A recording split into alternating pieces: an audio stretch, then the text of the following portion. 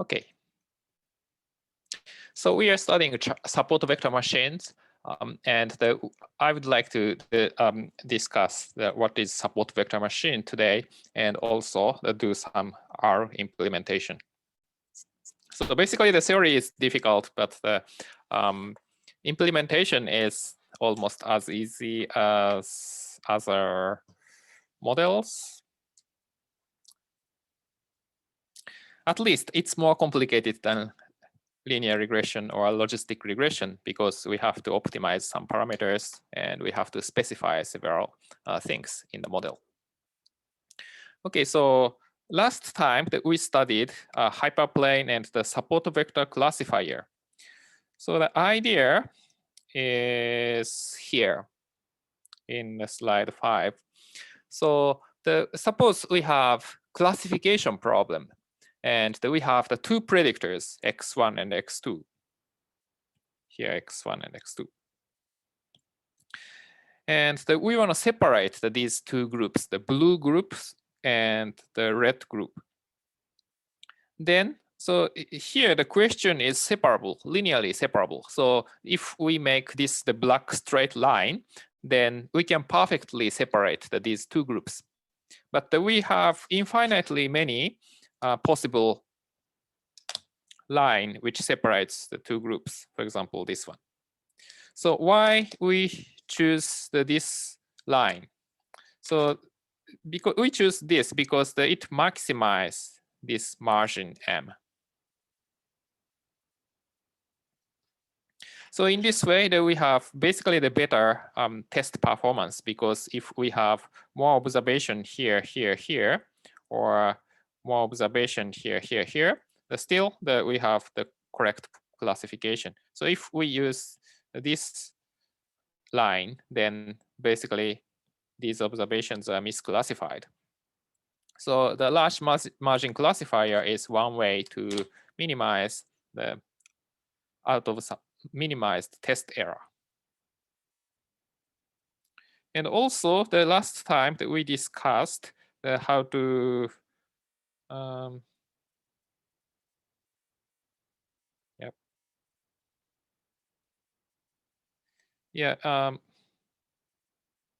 So last time also we discussed what to do when we cannot linearly, I mean, if the two groups are not linearly separable.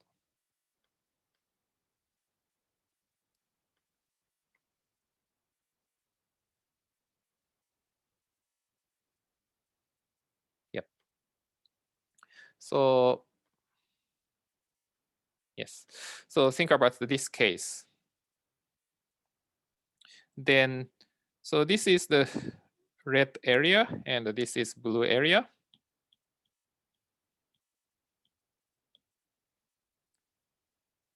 So the observations are here. So for example, the blue observation here. So these are correctly specified observations. And also these are correctly specified observations. But some misclassified observations, that is this and this. Maybe these are not misclassified, but at least it violates the margin. So yeah. So also we have several observations which satisfies the condition. So in this case, these 6 observations violates the margin rule, and also that we have the 3 3 observations on the boundary. Yeah. So we introduced two ideas. One is to maximize margin, but still we allow some exceptions.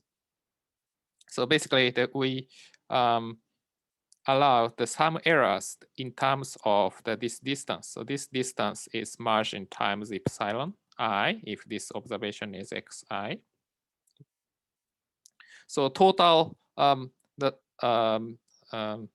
the summation of epsilon I. Summation of epsilon I is bounded by C. So we see some constant and we allow some error in terms of summation of epsilon I.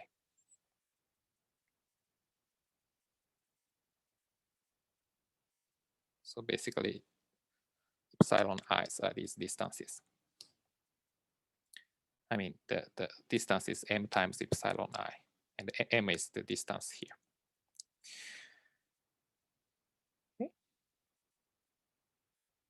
So, or in another way to say is that if the blue dot is here, epsilon is 0. Here, epsilon is 1. Here, epsilon is 2. Here, maybe epsilon is 3, and so on. Here, epsilons are 0.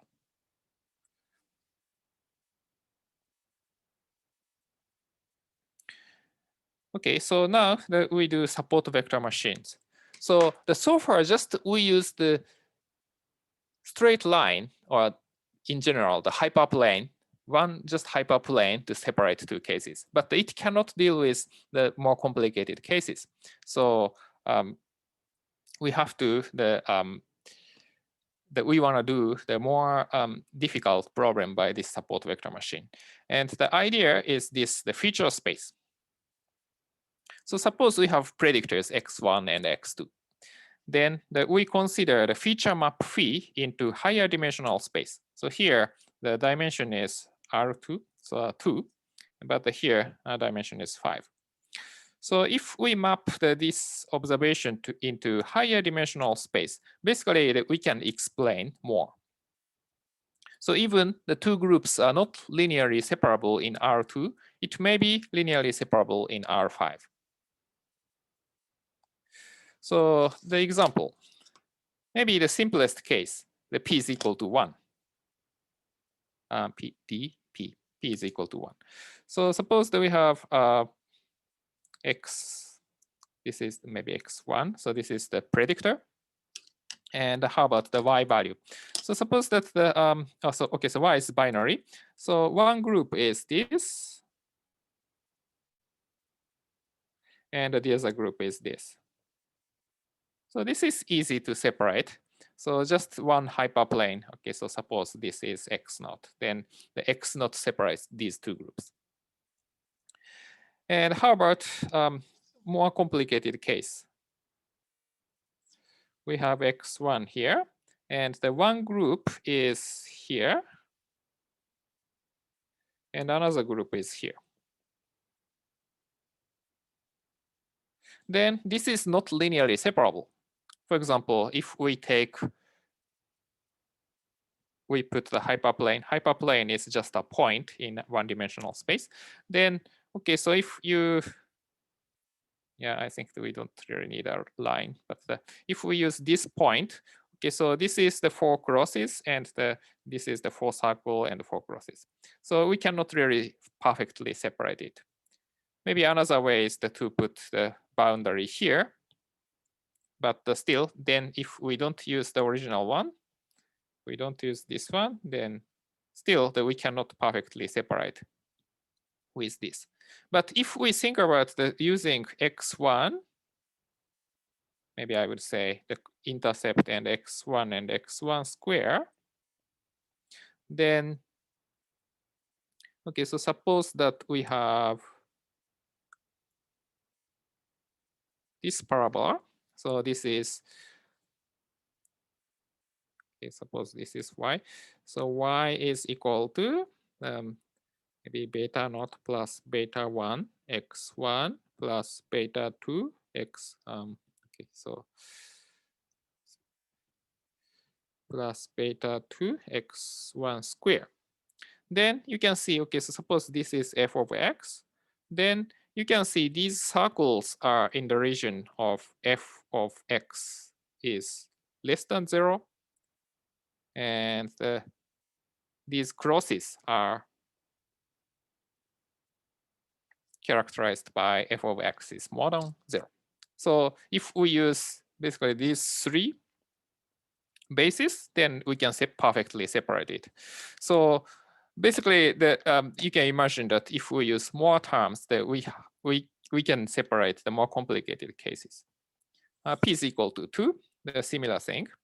So the one example, okay, so linearly separable case is trivial, so I skip it. But suppose the one group is here, and another group, oh,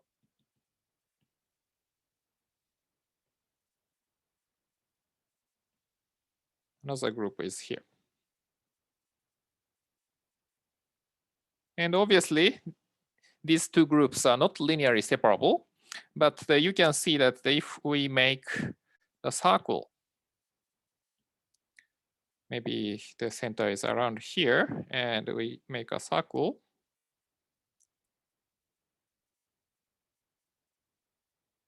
then it can perfectly separate it. And suppose, okay, so this is what? This is, a circle. So this can be written as, okay, so sorry, this is x1 and x2. So this can be written as, maybe I would say that the x1 square plus x2 square plus maybe beta 1 times x1 plus beta 2 times x2 plus beta 0 is equal to 0. If we define the fx1, x2 as this function, then so this within circle, this is characterized by f of x1, x2 is less than 0. And the outside of the circle, so this is the inside, and outside is f of x1, x2 is more than 0. Okay, so even not linearly separable case, if we use a feature space and then we have more bases, in this case x1 square and x2 square, x1, x2 and the constant, then we can perfectly separate two groups. So you can imagine that if we have higher dimensional space, then we can even separate more complicated cases. So even so, so one group and another group is, okay, so suppose we have two predictors and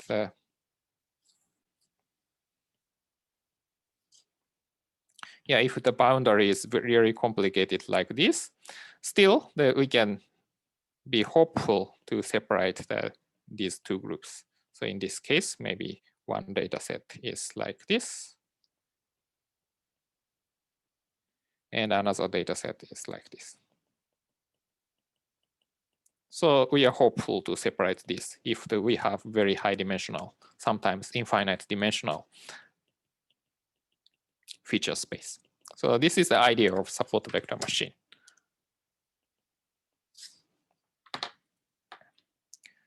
Do you have questions?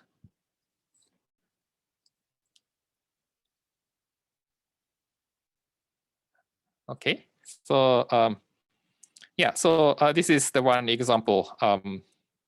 Yeah, so still that we have boundary, right? So we have boundary. So if we have so this is yeah.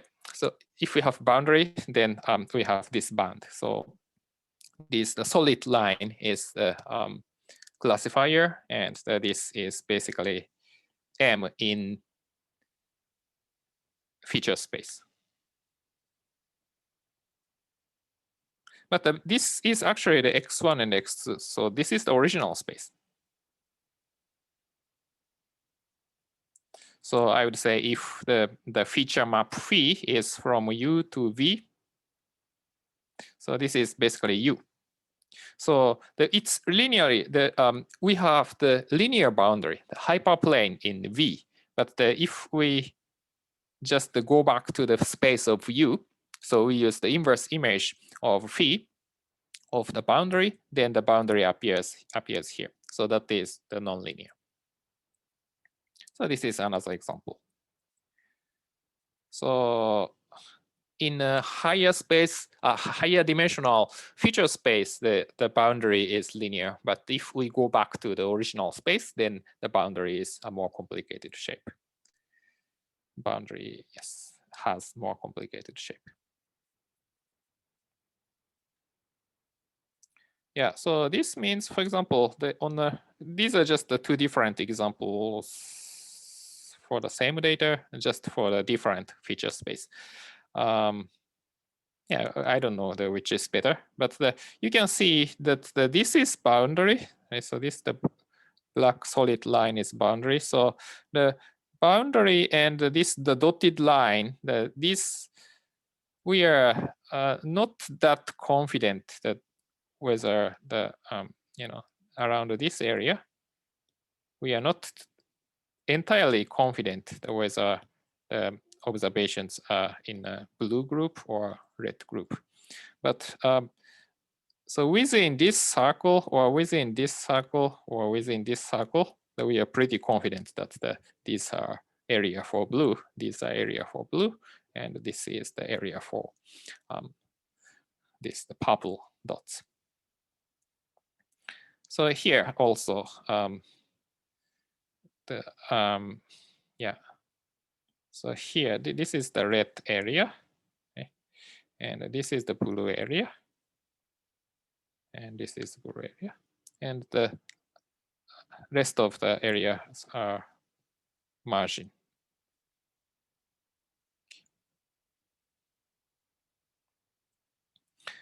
So support vector machine can classify observations even if the boundary is complicated. Okay, so now if you don't have questions, then we go to how the actual algorithm works for support vector machine, how to define the feature space. So yeah. So in the previous, the first example that I just write the phi as this function. So this represents the idea of support vector machine, but in real algorithm that we don't explicitly define phi, but we only define the inner product. So yeah, inner product. So inner product K. So the original space phi. Yes, this is the original predictor space. Original.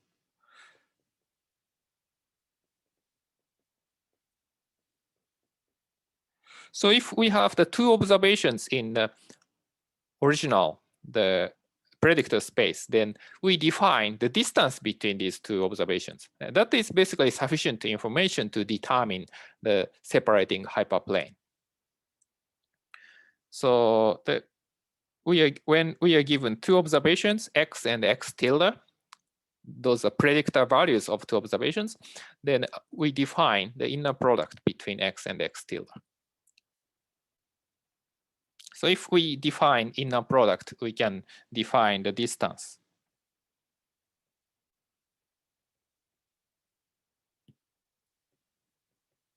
So this. If we define inner product dot, then we can define the distance between x and y. So we only define this kernel, so-called kernel. Kernel is basically the inner product. So then the phi is basically implicitly defined. So because this is easier than defining the phi itself, and also, yeah. So that is this, and also sometimes we don't really have to identify what is phi. So suppose that we only have 50 observations, and that we just use the infinite dimensional space to identify the relationship between observations, the positions, relative positions of the observations. Then we don't really have to know in infinite dimensional space. We only have 50 observations. So if we have only 2 observations, the one-dimensional space is sufficient, right? So only the distance between 2 points define the relationship. If we have 3 points, if we have a plane, the 2-dimensional space, then we can represent all possible cases, right? So if we have point A, B, C, then distance between A and B and C and A. So that can be fully, described in two-dimensional space. So if we have 50 observations, then basically we only need up to 49 dimensions. So we don't really have to understand the entire feature space. So that is another reason that we consider the inner product. Okay, so inner product. Sorry.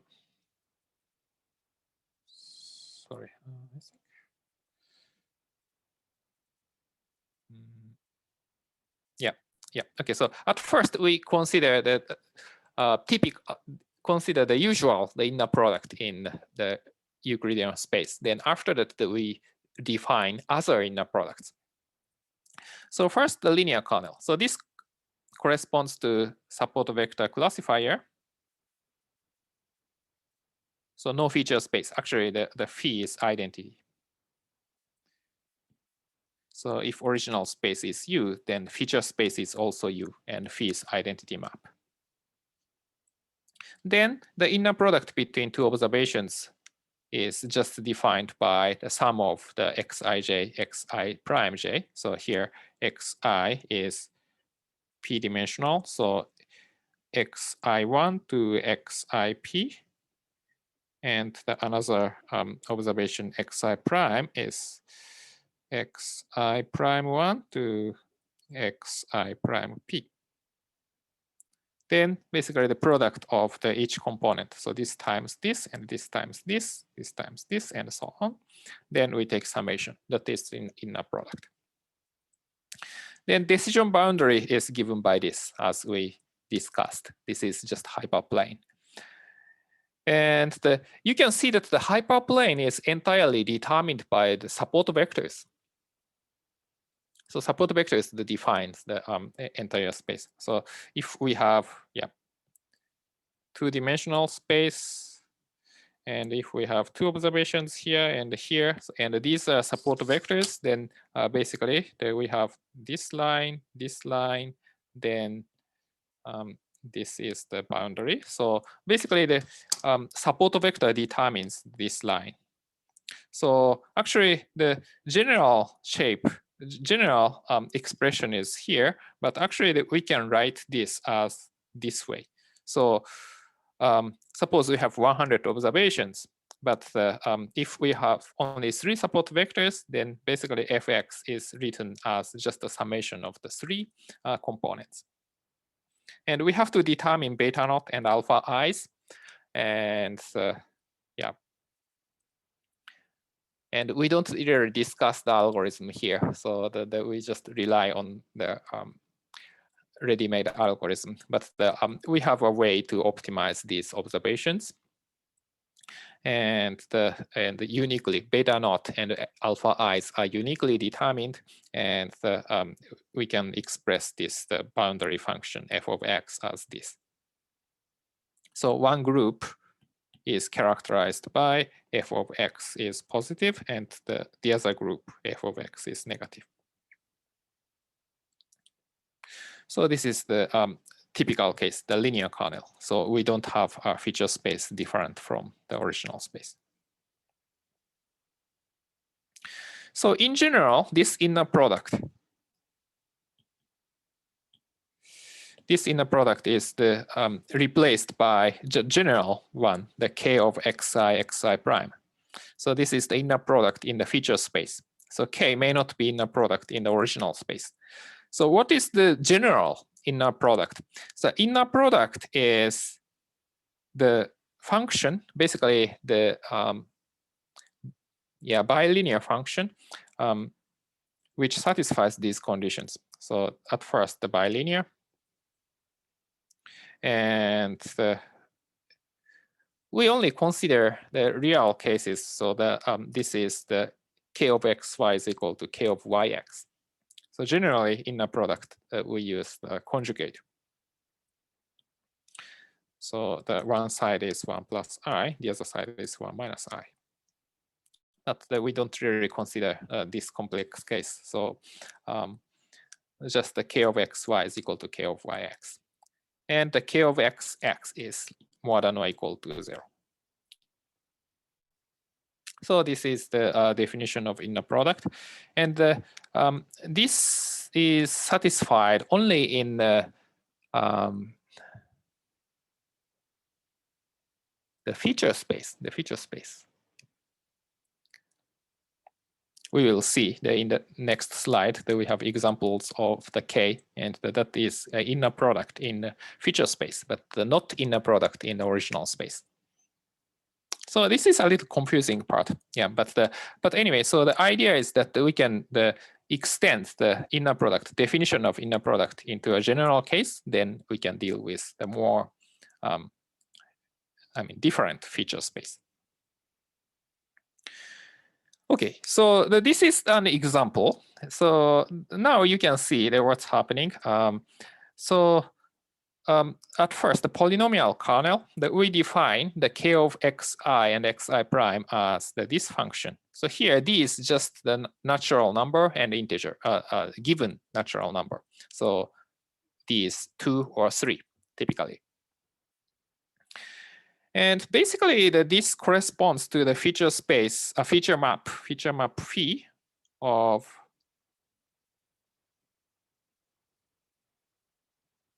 this. So 1 and the x1 and x2 and the x1, x2, x1 square, x2 square. Right. So if d is equal to 2, yeah, x1. Yeah, so the x, yeah, so yeah, you can write down the 1 plus the summation of p is 2 here. So j is equal to 1 to 2, then xi j and xi prime j, and here d is 2, so square. So this is the 1 plus xi 1, xi prime 1 plus x2, sorry, the xi2 and xi prime 2. Then we take square. So we have the more terms. Right? So we have 1 and the xi1 square, xi prime 1 square, and also xi2 square, xi prime 2 square, and the linear term. So 2 times xi1, xi prime 1, plus 2 times xi2 and xi prime 2. 1, 2, 3, 4, 5, 6, 7. In total, we need 9, right? So the 1, so the interaction term, so the 2 times xi1, xi2, xi prime 1, xi prime 2. Yeah, so now you can see that this is just inner product of, okay, so if we see this as 1, 1, this is just the inner product of the 2 vectors. So first vector is 1, xi1 square, xi2 square, xi1, xi1, xi2, and xi1, xi2. And another vector is this. So you can see, sorry, yeah. So now you can see that this corresponds to this phi. Yeah, so if the d is higher, then we can express more complicated the relationship. I mean, complicated the boundary, complicated boundary. But if d is too large, maybe it overfits the situation. And again, still that we can express f of x as this formula. So actually, as long as the k given the formula for k is given, that we can see what's the equation for f of x. So here, the d is equal to 2. Then f of x is still the quadratic function. I mean the polynomial with degree 2 of x1 and x2. Yep. So this is natural extension in some sense, natural extension of the classification by support vector classifier. And do you have questions so far?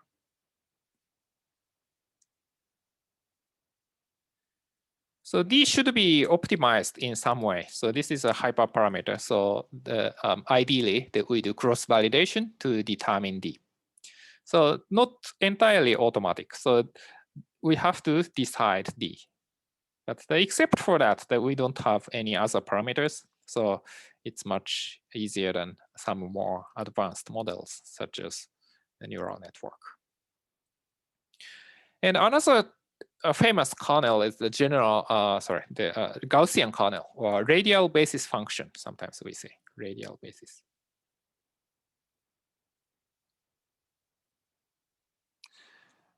And this gives the infinite dimensional phi.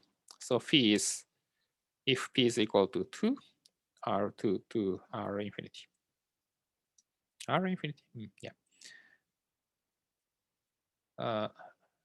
R infinity, yeah, at least infinite dimensional space. Yeah. It's not the usual inner product in the R infinity, but this is the case. So it's not clear what's happening. It's not clear what's happening, but we define this as a distance. You can see that if this vector and this vector are the same, xi and xi prime are the same, then the distance becomes what? The distance becomes, everything becomes 0. So exponential of 0. So this becomes 1. Okay.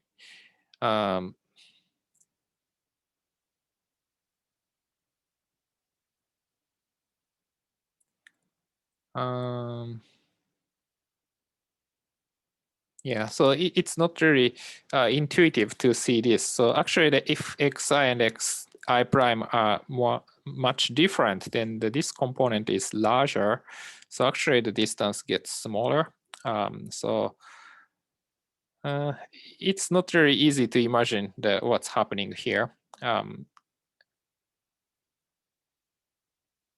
Yeah, but if we use this function, then basically the phi becomes the infinite dimensional space, and we can do classification.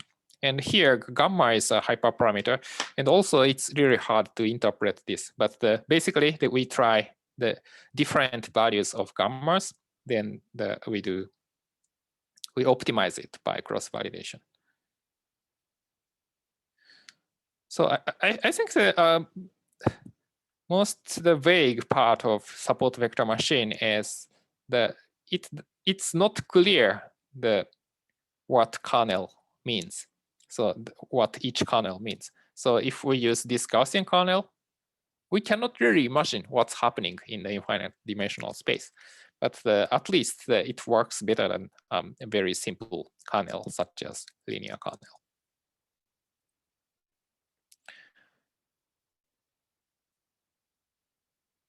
And this is just one empirical, the results. So it compare the support vector classifier and the linear discriminant analysis. So support vector classifier is just a linear classifier. So this is linear support vector machine. SVM with linear kernel. And what's the performance? It's similar. So both are linear separation. So the linear discriminant analysis that we use just a straight line to discriminate the two groups.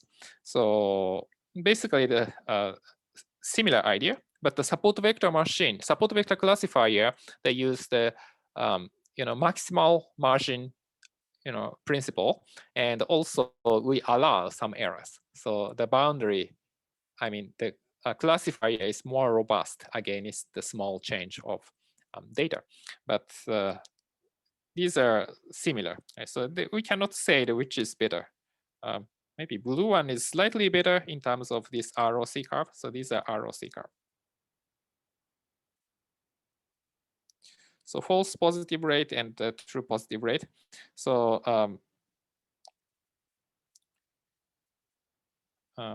yes, so false positive rate. So false positive rate is the truth is negative, and but the our diagnosis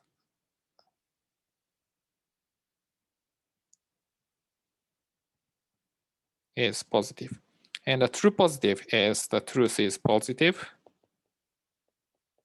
and the diagnosis is positive.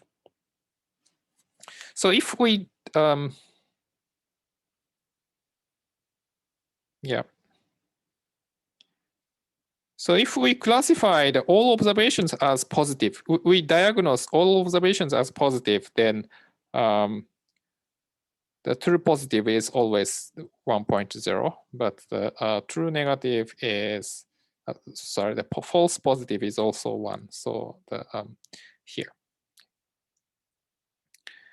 And if the true, we diagnose all observations as negative, then the both rate is 0.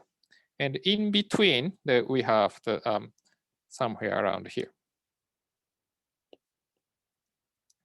So if we classify more observation as positive, then false positive rate gets higher, but the true positive rate also gets higher.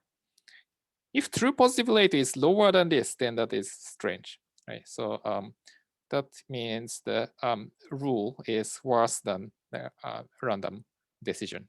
So these points are above this diagonal line, and that this area under the curve is a good criterion of the fit. So you can see the area is similar for this support vector classifier and LDA. And right-hand side is the support vector classifier against the 3 different Gaussian kernel. So here, just we use different hyperparameter for the support vector machine, and it's not really easy to interpret what this means. But we tried 3, and for this specific example, the gamma, small gamma is equal to 10 to the negative 3rd power. So this, sorry, this is worse actually. So this is worse, and the blue one is good. So gamma is 10 to the power negative 1. So this one is the best.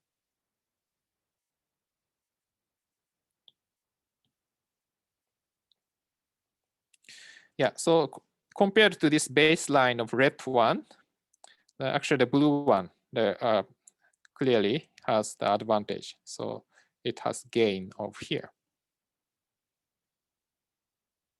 And actually the green one and the black one are worse than the red one. So support vector machine does not always work well. Yeah. So this is the how support vector machine performed for this the specific data set. And questions so far? Have you used support vector machine in any of your research or?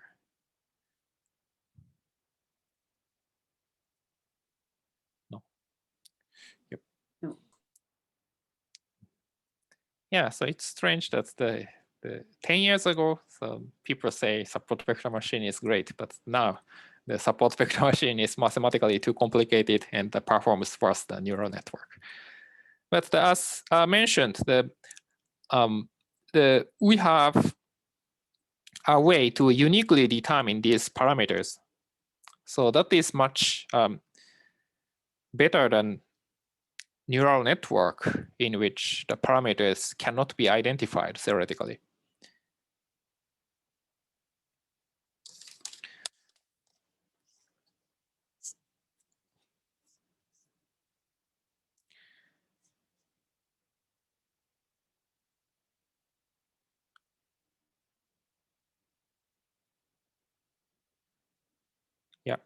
Okay, so support vector machine for more than 2 classes. So what happens if we have the 3 classes, for example?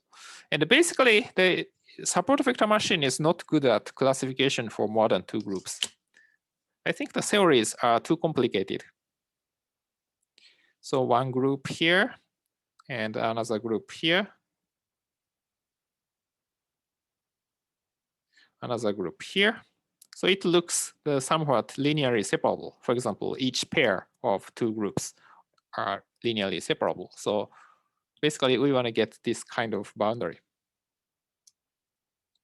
And what's the way to do that? So one is the 1 versus 1 classification. So if we have the group A, group B, group C, at first we only use A and C. And then we use the B and the C, and also A and C. Then for each classification that we get the result. For example, suppose this point that we are given x0. So this is the x1, x2, and x0 is x01, x02. Okay. So at first we classify A against C. So if the boundary is here, so it's not clear, but if boundary is here, then this is the C side and this is A side. So this is C. And B versus C, so B versus C is here. Okay, so then this is C, right? And sorry, A versus B. Yeah, A versus B. And how about A versus B? So the A is here and the B is here. So probably the boundary is around here. So this is actually the B side, not A side. So this is B. So 2C and 1B. So that we decide this point as C because the C is the majority. So this is the 1 versus 1 classification. So at least it's more complicated and it's not clear when something happened. For example, if this becomes the C and the B and A, how to decide. So it's not clear. And the 1 versus the rest classification. So A versus B and C. And B versus A and C. And C versus A union B. And basically, we calculate the score for each. So this is a kind of A score. This is suppose 0. Maybe. Okay, so 1.5, and this is 2.1 and negative 1. Maybe this is, okay, so I don't know, maybe 0.3 and 0.1, negative 1.2 or something. Then we use the score, the highest score, so that we classify this observation as A. So for each point that we can calculate the score for likelihood for A and likelihood for B and likelihood for C. Then we choose the highest one. So, but anyway, so these are not really easy to implement.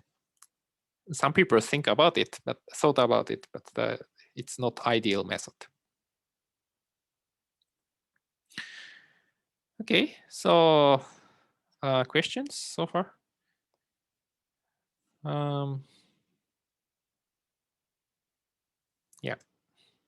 Yeah, so really 1 versus 1 has a problem of this. So you can see that if boundary is, so x1, x2 are not important, but the one boundary is here and one boundary is here and one boundary is here, then so in the center space, it's not clear that which group it belongs to. So for example, this is A side, this is B side, and maybe this is the B side, this is C side. And 1, 2, 3, so this is maybe A side and C side. Yeah, then this center area is judged as A for this pair, and B for this pair, and C for this pair. So it's not clear. One versus the rest works better because we take the maximum rule. But probably this is not theoretically sound because if we use logistic regression, that we have some likelihood or probability. But the support vector machine doesn't explicitly consider probability, but still we have to assign some score. So the meaning of the score is a little vague. So overall, support vector machine isn't really ideal method for more than 2 classes. Of course, maybe there's some people that do more research and maybe improve the model. But yeah, generally speaking, it's not easy to deal with it. Okay, so the last one, it's not in the textbook, but the support vector machine for the regression case. So we have the linear regression and the polynomial regression. So we can also think about the more complicated relationship between y and x. And polynomial, the kernel, probably it doesn't really improve the situation compared to polynomial regression. But if we use more complicated kernel, such as Gaussian kernel, possibly we can fit it better. And here is the idea. So suppose that the x is a predictor. This is the p-dimensional predictor, x1 to xp. And y is the response. And y is here the numeric scale. So yes. And suppose we have n observations, x1, y1 to xn, yn. Then we map the p-dimensional space into higher dimensional space, feature space. Then we regard the y is equal to beta naught plus beta prime of the phi of x. So this as the this as the fitted value of the support vector regression. Some people say SVR. Yeah, and here E is an error term. So if E satisfies the Gaussian condition, then this is just a kind of extension of polynomial regression. But here, this is a support vector machine, so we have the different function to optimize. So one important feature is the VZ. So in linear regression, error function is just quadratic function of epsilon. If epsilon is error, then errors are we want to maximize we want to minimize the sum of epsilon square. But here we use this VZ. So VZ is actually this red function. So within this range, negative epsilon to epsilon, that we ignore the difference.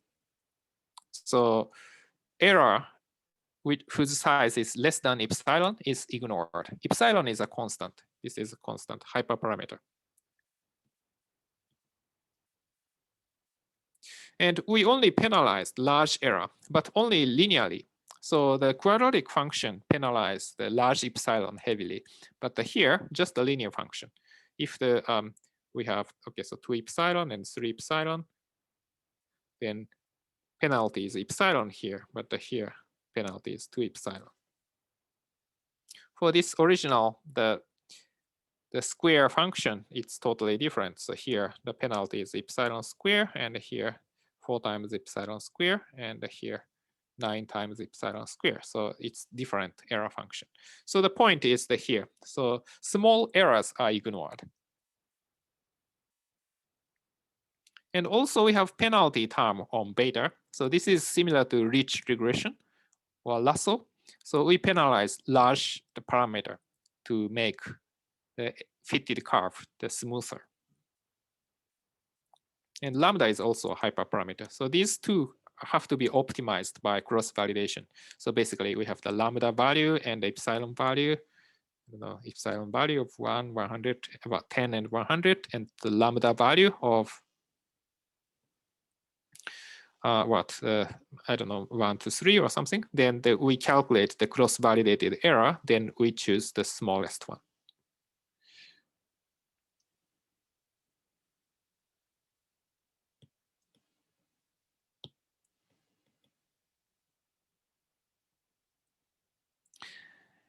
Yeah. So the idea of support vector regression is here. So suppose that we have the many observations.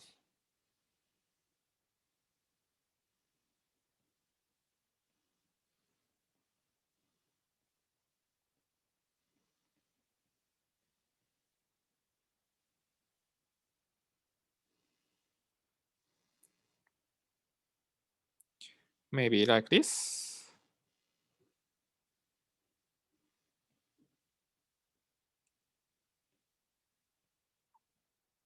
So the observation within the band is ignored. So that we have no penalty on the observation within this. But the important feature is this observation and this observation and this observation. So distance from here is penalized. So this is the error minus epsilon. So I don't know what's the appropriate symbol, but yeah, so like the C1 and this is C2 and C3. And suppose this is on the boundary, maybe, yeah. Then only few observations. So these observations and these observation violating the errors. So this determines the support vector regression. So fitted function of the support vector regression. So yeah. Yeah, so still the idea is similar to support vector machine, but it looks little different.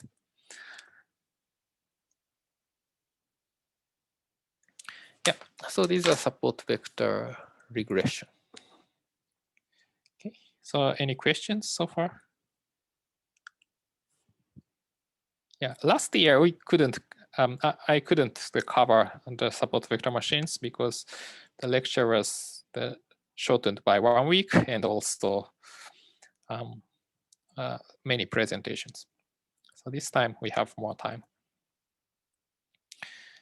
Okay, so if you don't have questions, there's just a few examples.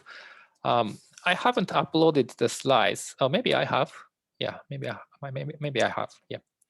But anyway, so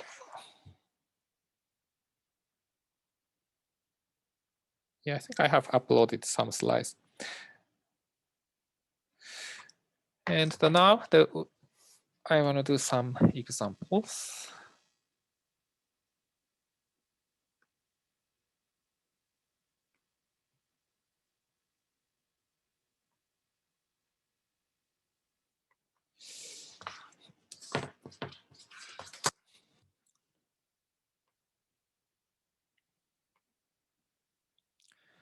And okay, so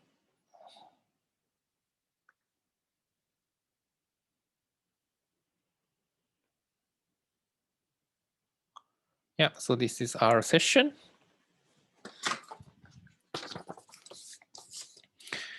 Yep. So at first, the support vector, okay, so support vector classifier, linear kernel at first.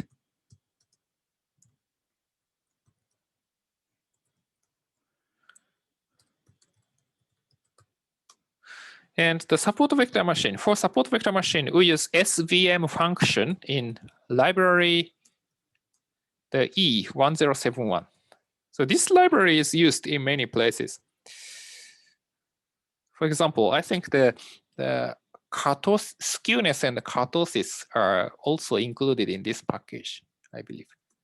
But this is a strange name. So to get the, oh yeah, so this library is for SVM function. And we specified this, the seed of random numbers. And we use the training set of only 20 observations. So this is the simulated example. So we generate 40 normal random numbers.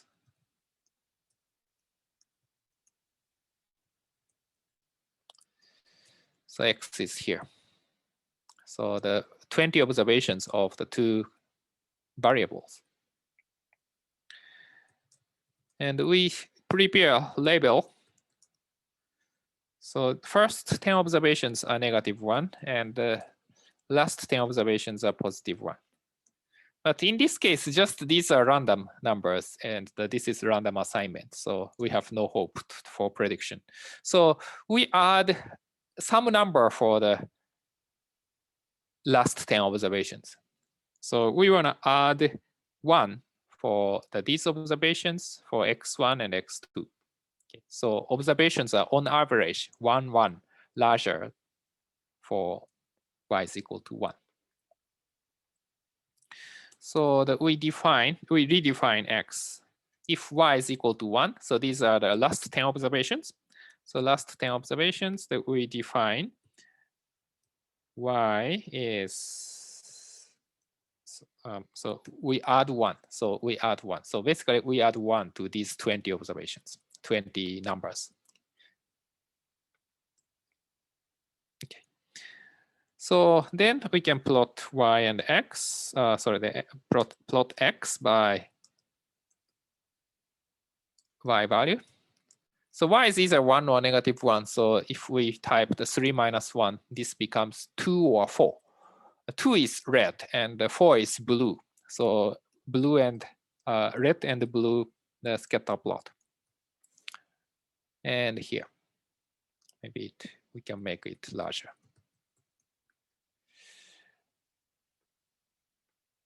Yeah. So you can see one group. The blue group is the first one. So these are y is equal to yeah. Why we added 1 to the second 10th number? So I wanna make two groups have different characteristics. So we wanna have more observations, so that we wanna have observations around 0 for the first group, and we wanna have observations around 1, 1 for the second group. Oh, I see. So, thanks. Yeah, so this is just a simulation, and we wanna just use the different definition for two groups, so that we are hopeful to separate these two groups. So the blue ones, on average, the x is 0, x1 is 0, and x2 is 0. So it has some randomness. So possibly it has slightly negative x2 value on average. And red ones, yeah, we have some outlier, but on average, that should be centered at 1, 1. So if we use around this line, so probably the optimal line is the x2 is equal to 1 minus x1, I think around here, right? So around here. So this line separates the two cases with some error. And yeah, so this can be done by linear discriminant analysis, but we want to use the support vector machine for this. So at first we define the data frame of x and y. So maybe x is equal to x and y is equal to as factor y. And now that we fit the support vector machine. So SVM, the format is the same. So y tilde the x. But here that we use both values. So yeah, maybe so D has this shape.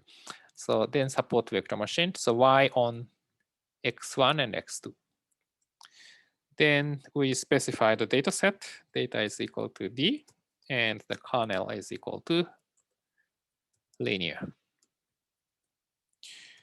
And we have to specify cost and the scale. So this is the support vector machine, the result. Maybe we see the fit first. I think this isn't really useful if dimension is high, but since we only have two predictors, it describes where is the region for the first group and the region for the second group. So the first group is these black ones, and the second group is red ones. And so one classification error here, and yeah, actually it flips. So this is x1 and x2, so it flips from the previous figure. One misclassification and some support vectors. Or maybe this and this are also no, these are fine. And some support vectors. So these are actually these crosses are support vectors. So cross support vector here, support vector here, here, and here. So and here. So probably this one, and this one, just above the upper right one. So these three are support vectors with no errors. And this one has small error. And this one, slightly larger error. So it violates this margin. And this has the largest margin. So we have in total 7 support vectors. And this one, and this one, and this one has the 0 penalty. But this one has small penalty. These two have penalty of almost 1. And this is penalty of maybe more than 2. Sorry, Professor, but we have a lot of point circles in the red area. Is this classifier separate the observation in a good way? Yes, so these are correctly specified observations. So the originally two groups are identified as red and black. So if red and black are separated by these two colors, the wine color and the cream, then it's perfect separation. So here only misclassified observation is here. Okay, and the crosses are just support vectors. So these are support vectors. So either on the margin boundary or it violates the margin rule. But still, these are classified correctly in some sense. At least it's the below this line. So these are entirely correctly specified observations, right? And these are also entirely correctly specified observations. And these are just the border of the margin. So this one also border of the margin. And this violates the margin rule. And this violates, and this violates. So for observation, violates the rule. So 7 support vectors. So crosses the support vectors and circle the satisfies margin rule.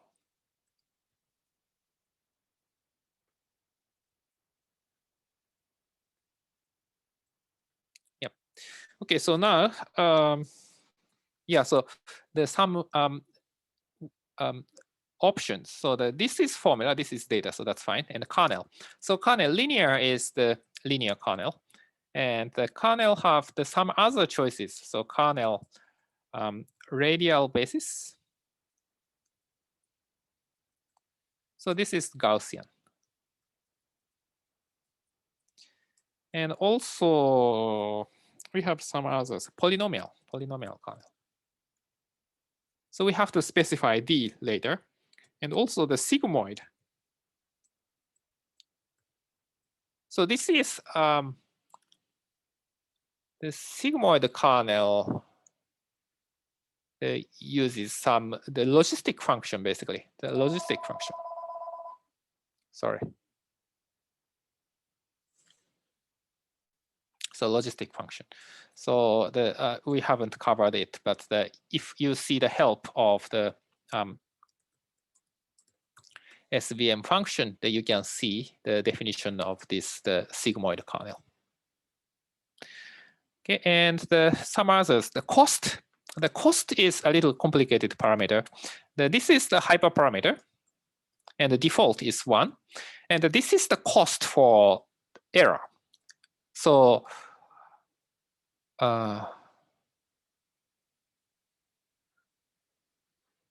yeah, so we maximize M. We maximize the margin, but we allow some error by C. Right? And this is the penalty on C. So one way is we just specify C, but here the criterion is that we penalize C. Actually, I don't know the exact formula, but when C is large, then we multiply cost by C to penalize our loss function. So basically the large cost means larger cost means smaller C. So basically, this is another representation of C. So, but the inverse proportional. So not inverse proportional, but the negative relationship. So the large cost means the small C. So if we don't allow any errors, then we have to set cost very large. And the degree, also the degree option. So if polynomial kernel is used, then degree. So option degree is D.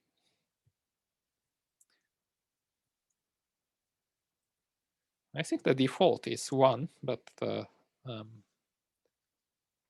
yeah, but anyway, so we are using linear kernel, so we don't really have to specify D here. Yes, possibly some other options, but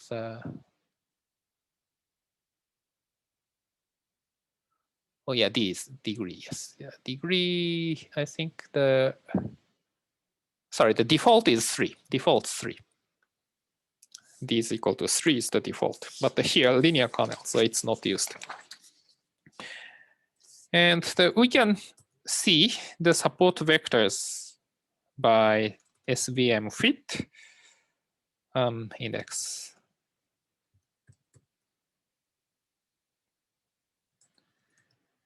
So indices for SV support vectors.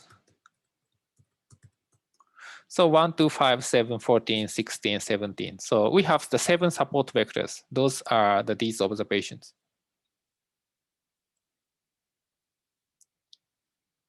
Yeah, so for example, plot X color 3 minus Y object X is not found. So 7 vectors. So if we put something, then we can specify support vectors. So we only use these indices, and color, maybe we change color to 1, and the point character maybe okay. Then I think that we didn't overlay. So oh yeah, I think it's a little hard. Sorry, I think this is a little bit complicated. So we have to specify the X range, Y range, and so on. So the negative, maybe, yeah, -2 to 3, -2 to 3. X limit.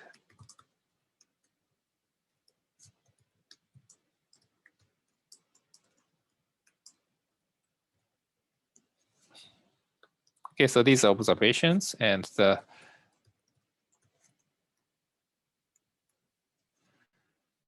then if we put the same thing, then probably we can see some vectors here. So these 7 observations are support vectors. So boundaries around here, and these are support vectors.